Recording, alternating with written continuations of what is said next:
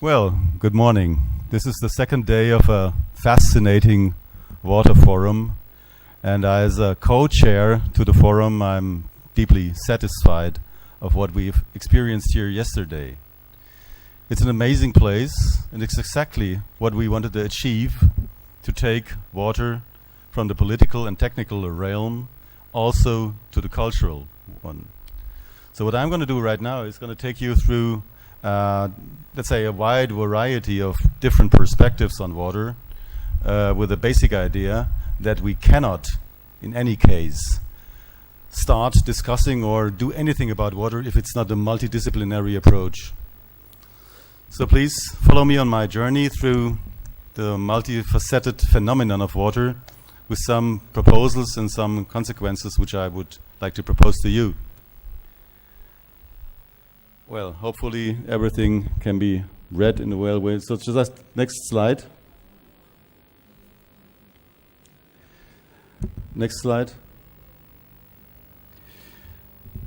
Coming from Germany, I have to say that when I was a child, the river I lived nearby was totally intoxicated. It was polluted in a terrible way, the Main River, and we had fish dying, so-called Fischsterben. This term became part of the German dictionary in a very frequent way in the 70s. Next slide. It was called price of wealth. The industry called it price of wealth, and we had to suffer from it. It's a photo that I myself took in the mid-70s in a river nearby. So what has happened meanwhile? What is the consequence that we took? Next slide.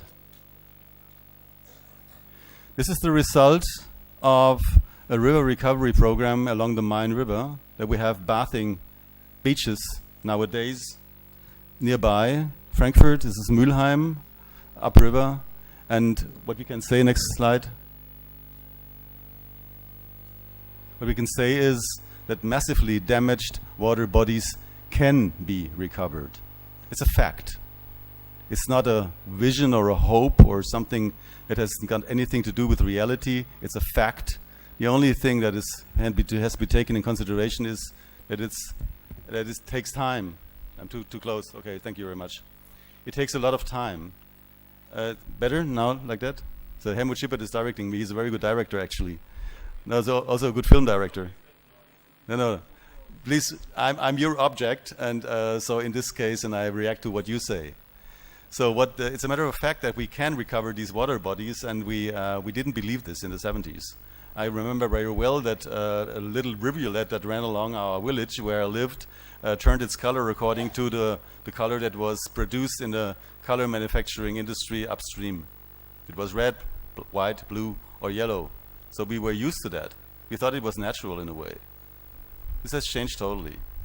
So we went through many legislative changes. We went to the installation since the early 70s of several institutional constructions. So we are far from a perfect state in Germany, but things have moved quite decisively. So next steps. Next. It's a pamphlet. So click down 3 or 4 until you see the rest of the text. So what I say here in this pamphlet is I'm not a specialist, and I do not believe in specialists. Next, please. I think that absolutely Eurocentrism doesn't make any sense here in India, but I go back in my perception of the world to Leibniz and the encyclopedists from the late 18th century, people who looked at the world in a holistic way. This was the time before specializations. This is a thing that I think is really irrelevant to get back to this holistic approach to the world. Next.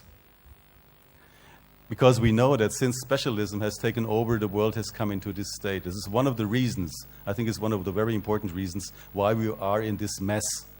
Because people deal with highly complex issues like water from a specialist point of view, and I think this topic of water has been, in a way, caught in a kind of grid within technology, while it belongs to the whole humankind, humanity in all its perspectives. So next. Put all of them on. So, no, back. I don't think that I won't go through all of the details. This is a model that I've developed of our relation with water.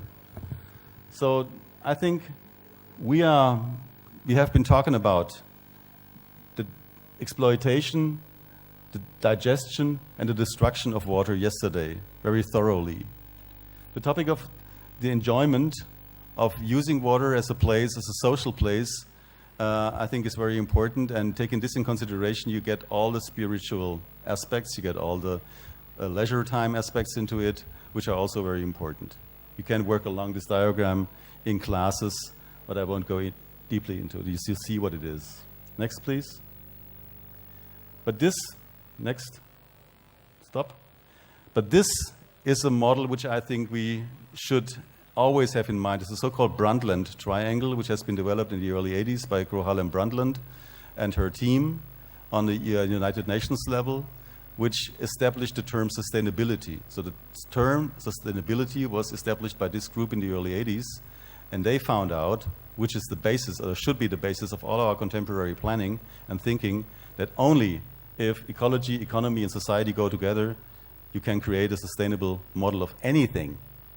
So if, as we had it in the early 70s, in Germany, for example, as I just mentioned, you say, wealth before everything else, that means focusing only on economy, then you definitely destroy the balance of the triangle. It's a fact. It's the same as if you would only go for environmentalist topics. You would also destroy the sustainability as a human project. But what I think what ought to be added, next please, ought to be added, not back, is the aspect, back please. One step back. Back, okay. Ought to be added, what I focused on in my workshop yesterday is the topic of beauty, because I think that having things being beautiful as social gathering places, thinking about technical infrastructure as social gathering places, is something that hasn't been taken in consideration yet. So why should waterworks, why should also dams, if we do have to build them, why should all these infrastructural topics be so ugly as they are at the moment? Why should they be remoted far away from society? If I would have liked to have taken my children, I've got two grown-up daughters, to places that are at the same time technical infrastructure and beautiful. I've shown a lot of the examples yesterday in the workshop. I think I won't go through this now. So, next. Now we go pretty fast through the water topic. Water is next.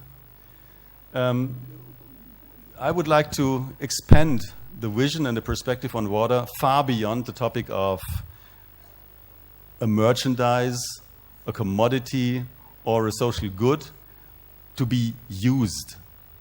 It is the enigmatic center of all our life here on Earth, and we, as we all know, consist of water. We are born in water. We are living in a water with a watered mind. So our brain itself contains about 80% of water. So we are water. We cannot put ourselves in a relation to water. We are water, and this is the relevant factor. Next, please. Now, next.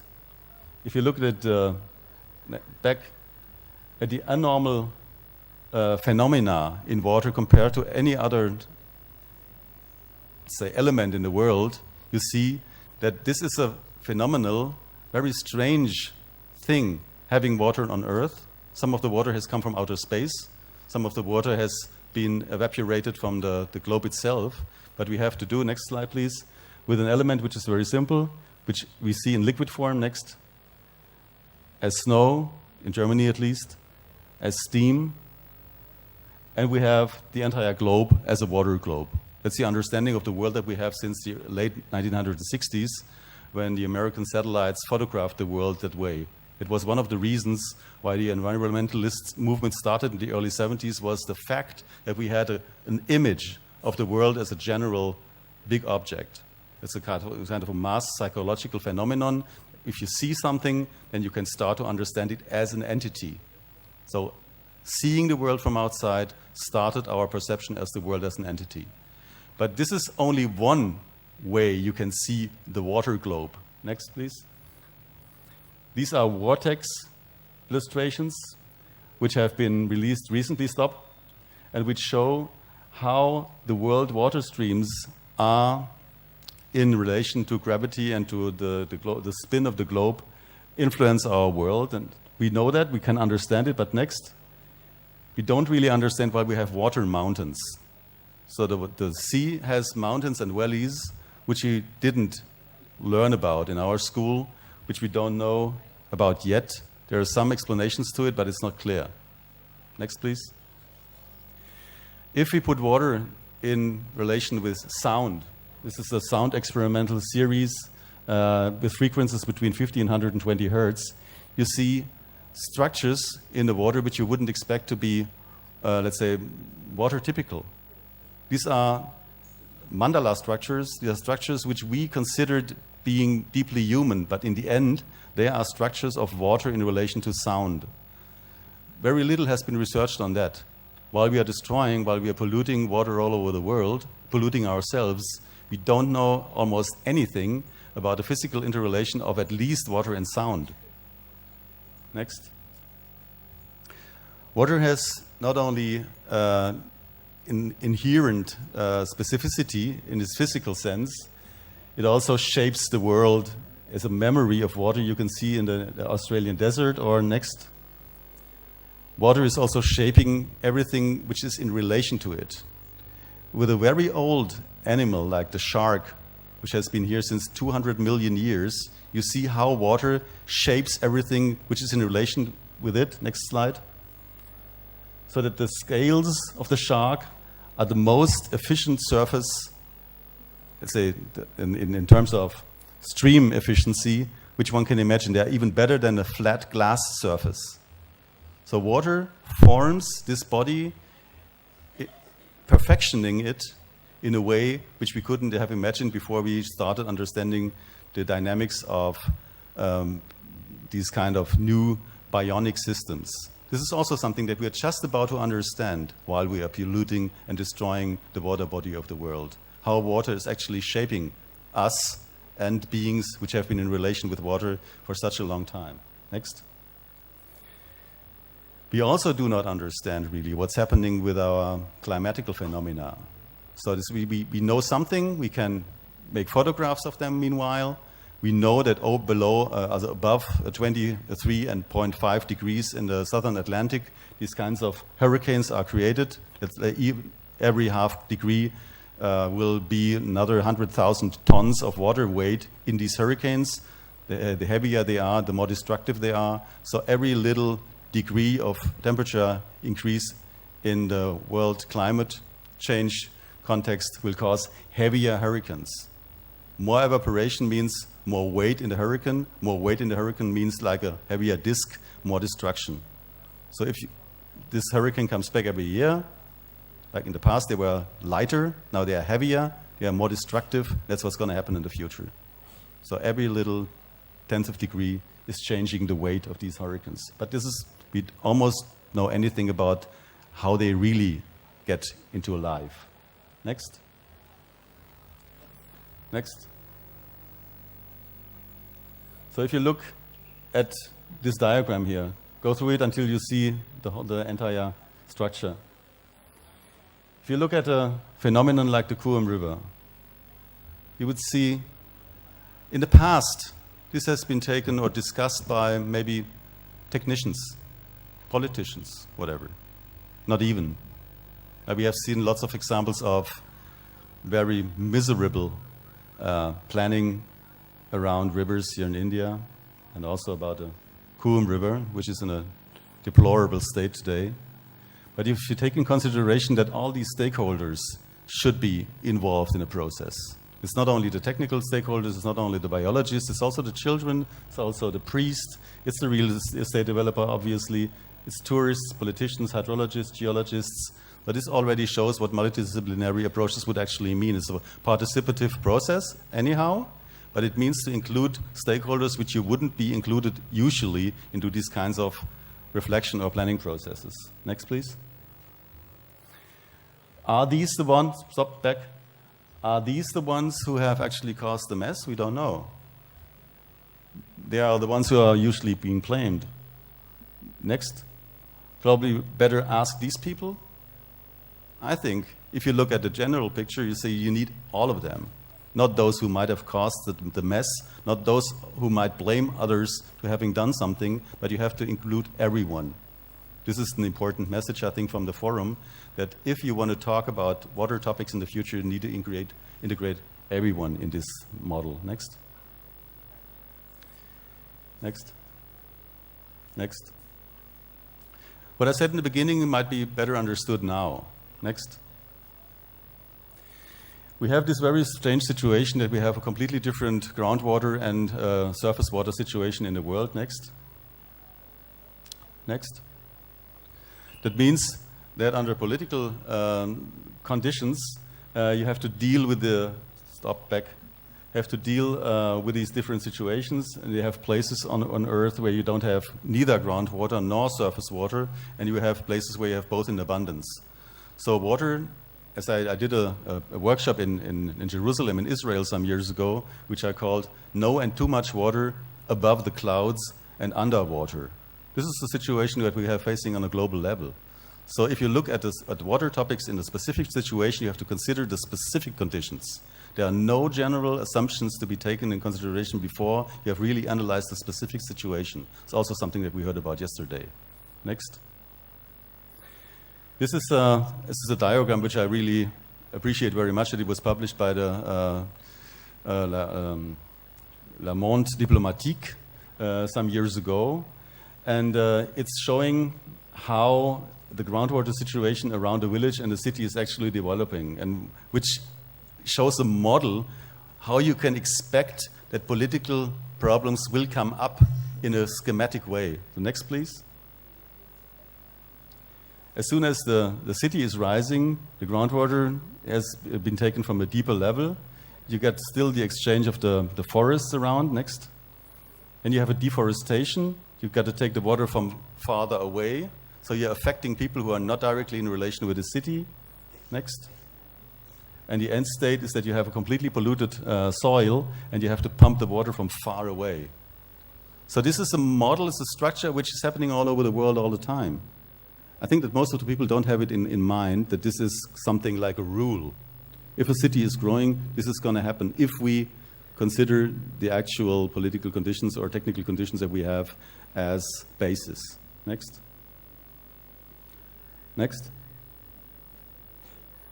This is a quote, or more or less a quote from the book of Petra Dobner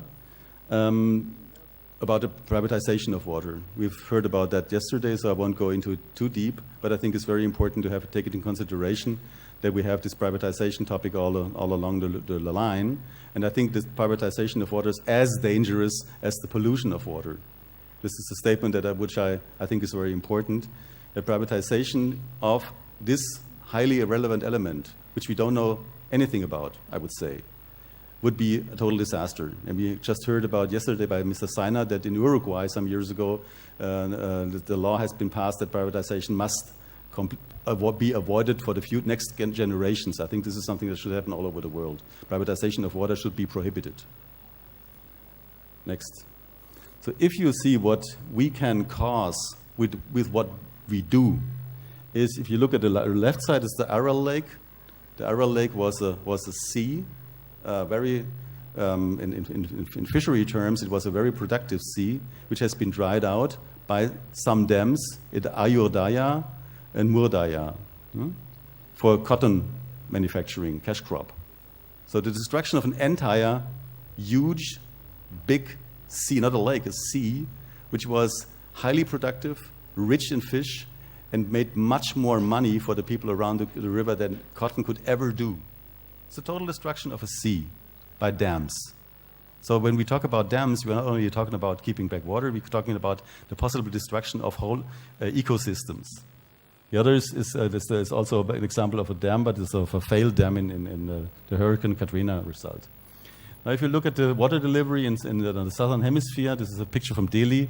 We see now that the infrastructure doesn't actually work. So when we drink the water from the tap in Germany, we have the guarantee that 100% of the water from the tap is 100% clean in Germany, all over the place, everywhere. You can drink water from the tap. Here it's different. Next. So you get a typical, very specific economic infrastructure. Next. in the southern hemisphere with very few examples. Like if you look at city, that's not the southern hemisphere, but it's a city growth, it's just in a way an infinite city growth like in Japan, is only possible because you had an infrastructural planning beforehand and you have a very strict governmental rule on water quality. This is the situation that we have here. This is also a photo from Delhi, where you find this informal way, which is in a way a tragic precondition for future developments. But it's not the slum dwellers who are responsible for the quality problem, but it's the governmental rules that should be set beforehand. Next. If we look at the machinery that we need, next, and the very primitive distribution systems that you have without this machinery, next, then you get this typical structure. This water trade gets out of control, and you have a very weak and in a way unstable quality guarantee. Next. Which leads to this model. You see, if you have this kind of trade, water gets more and more expensive because it goes through more and more hands. So the more informal water trade is, the more expensive water becomes. Next slide, please. And this is a result of an empirical study that a friend of mine did in Delhi, that people in shanty towns are definitely paying much more for water than people in rich neighborhoods. This is a quantitative illustration here, which shows exactly what is the result of this informal cycle. Next, please.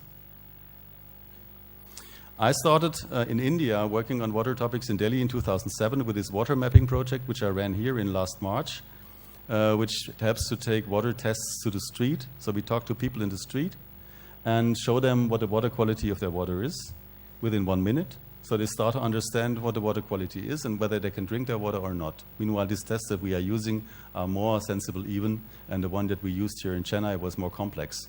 We could also test chlorides and so on in 1 minute. We just go there, ask people, what is your drinking water? Would you please give us a glass of it? We can test it in 1 minute, and they're happy with it. So that's a very easy way to take water knowledge to the street. It doesn't cost anything. These strips cost 1 euro cent each, and you don't need to have huge empirical studies. You can take this very simple structure only to give people the feeling that they can understand more about their water. They want to know a lot about their water, and they are used to talk for hours if you start talking to them about water. Next. So this water mapping project, which I started in 2007, has been taken to Chennai, and this was one of the reasons why we started the entire conference, because we saw that you have this positive reaction. This next. If you now go to the spiritual side, how much time do I have still? Because I don't want to blow up the time frame. I haven't got a clock. Sorry? Another 10 minutes, so wonderful. So now if you go into, this is a spiritual question about the spirituality of water. I've been working on the Abrahamic religions, Judaism, Islam, and Christianity, and it's obvious that the relevance of water in these religions has been caused by the scarcity of the place of its origin. In the Near East, where there has been a water scarcity since at least 7,000 years due to a former climate change, natural climate change due to different influences, where water has become a religious topic. So we are baptized. I'm a Christian. I was a Christian. I'm an atheist now. You are bathed and baptized in water. Next. The Muslims used to clean themselves before each and every prayer in order to be clean in front of God.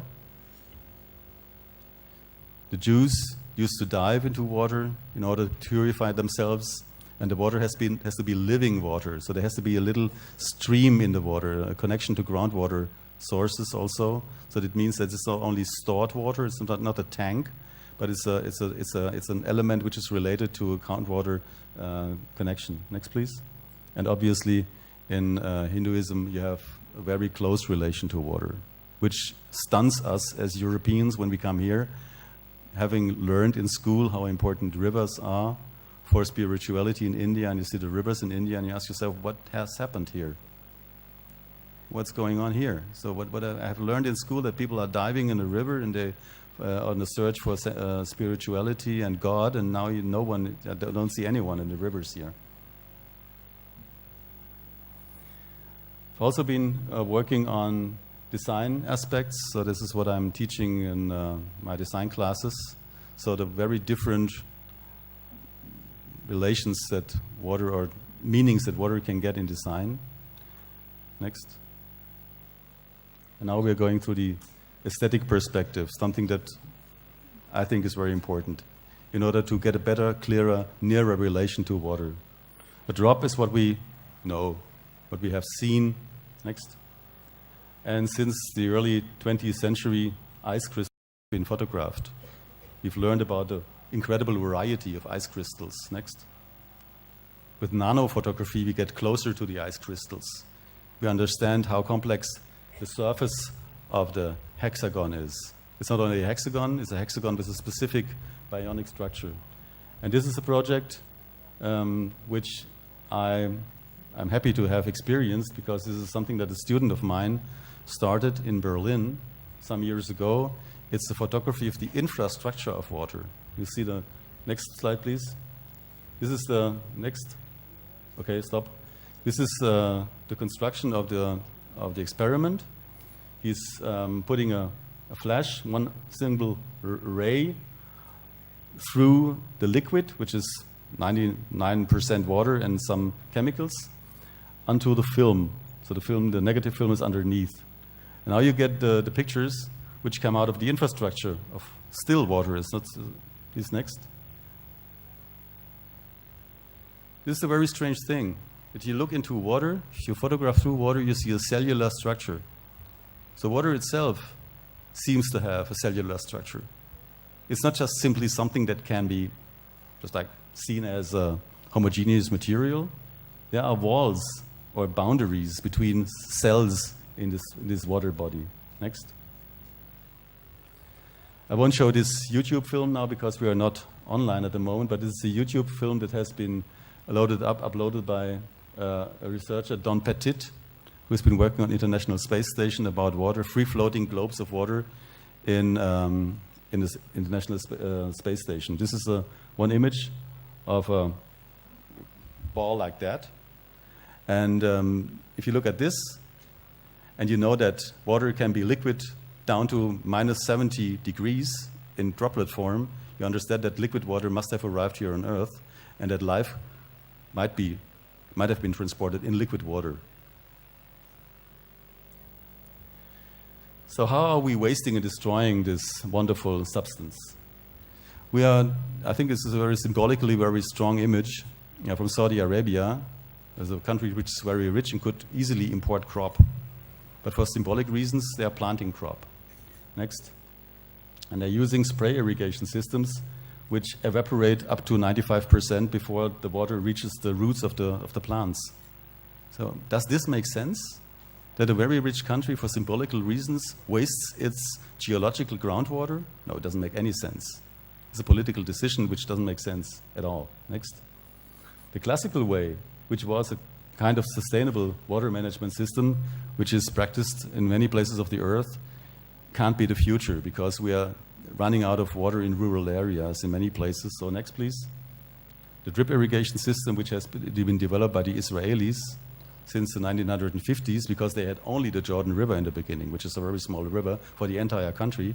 They had to think about to bring little drops to the roots of the plants, not spray it around and evaporate it, but bring the drops because they didn't have anything else. So saving water, because you don't have it, leads, as we are humans, to inventions which we cannot imagine. So this is something, this is a message to the technical engineers and to all the innovators, that we do have to find completely different ways of bringing water to the plants, far beyond drip irrigation. Next. I went through different perspectives now.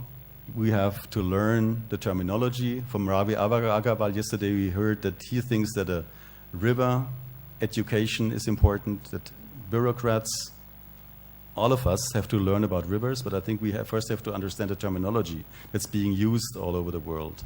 So this is only a little part about it. Next. And now the proposal.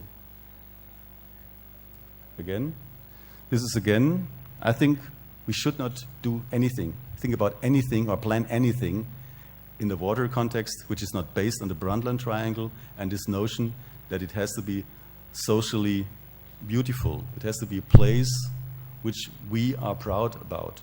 Every water infrastructure project should at the same time be a social project as a social place, not taking away city space or rural space from the citizens, but giving them back as the kulams, temple tanks were in the past, giving them always social space back. Never taking anything away, always, if you do some water infrastructure project, always giving social interaction back. Otherwise you will destroy the society. The more water infrastructure you have to build, the more relevant this becomes. Next. And now the epilogue. Next. Stop. When I was a school kid, we were told that nuclear energy would be the future. So no way around nuclear energy. I was amongst those protesters who started protesting against nuclear plants in the late 70s because we saw that this was a completely closed circuit. We had no influence, no knowledge, there was no participation and no chance to influence what the government was actually doing. They built these atomic plants, we fought against them, but they still built them. Then throughout the 1980s and 90s, in Germany, a movement arose which also resulted in the Green Party, which became very strong all over the political landscape in Germany to look for sustainable energies. So nowadays, we have 32% of the German energy production is sustainable production from wind energy, photovoltaics. I remember very well that only some years ago it was publicly said that we will never get beyond 6 or 7% of sustainable energy. And Germany is one of the biggest economies in the world.